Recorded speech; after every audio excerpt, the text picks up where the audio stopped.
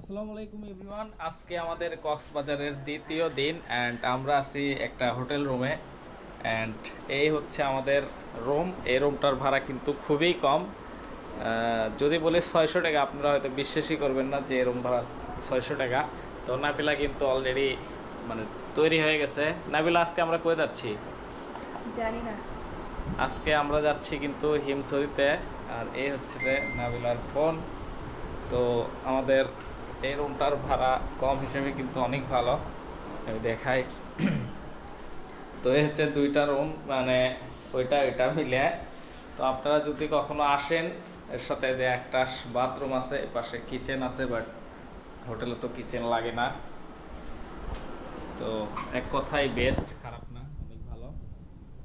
আর আমাদের কাপড় চোপড় মানে সব কিছুর অবস্থা দেখেন, পুরো একদম এলোমেলো হয়ে গেছে। তো আমরা আসলে আজকে যাচ্ছি হিমছড়িতে। হিমছড়িতে গিয়ে একটু ঘোরাঘুরি করব। এই যে নাবিলা বের হচ্ছে।